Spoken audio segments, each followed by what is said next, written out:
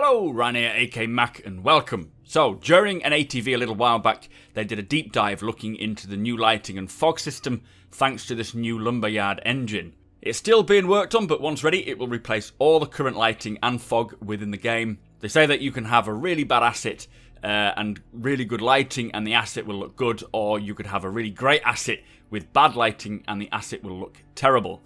So lighting completely changes the feel of a scene, and it's extremely important. Now, they want all the environments to convey a particular mood, and the lighting is one of the, or if not the most important factors to do this. The sun is considered a light source, but so is a table lamp, and they need to keep these relative. So if you're coming out of a small dark room to the exterior, the intensity needs to feel real. They need to get the balance right, and vice versa. If you're coming in from the outside and it's very bright and you go into a dark room, they need to present this properly. They also said that if a player gets hurt or injured, then their screen colour and brightness will begin to saturate. All of this is part of the lighting system, so it kind of touches every part of the game. For example, ships. All the ships use 100% dynamic and physically correct lighting. They used to have groups of lights which would switch on or off together depending on the ship's state. So, for example, like an emergency state. But the problem is that the lighting files were very, very big, and the transitions that they could use were just on and off. In the real world, depending on the type of light, some will flicker on it, for example LEDs. Energy-saving lights will take time to warm up to temperature. They want the game lights to do the same, so lights in Star Citizen will transition through states rather than just being simply on or off.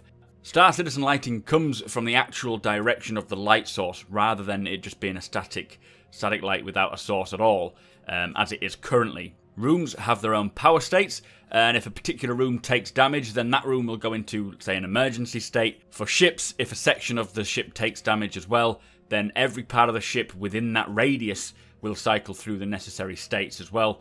As shown here, you can see a nice sort of calm feeling corridor with ambient lighting can change dramatically to give a very aggressive emergency feel, just changing the atmosphere instantly, and it does feel very panicky.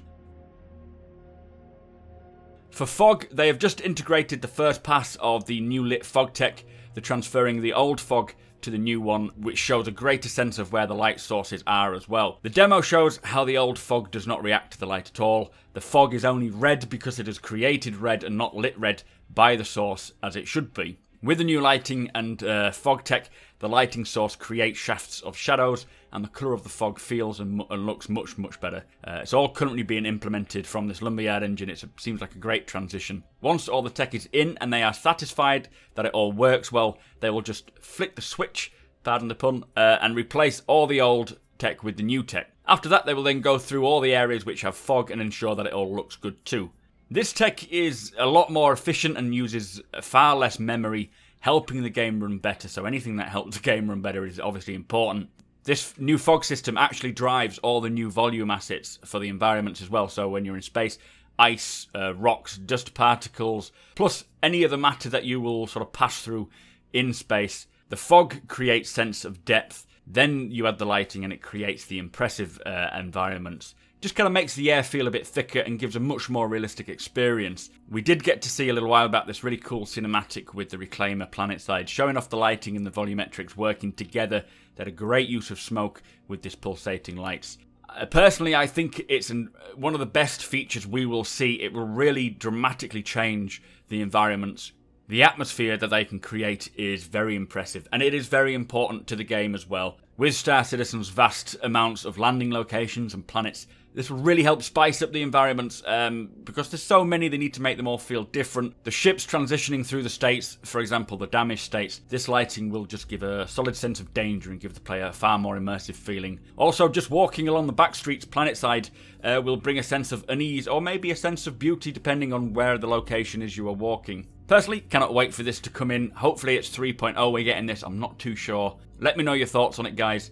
Don't forget we're giving away a Star Citizen starter package throughout the month of June, so just be a subscriber and comment on any video I make in June to stand a chance. Hit that thumbs up, as that really helps me out. Follow me on Twitch, I'm streaming 5 times a week now, Twitter and Instagram, and I shall see you next time.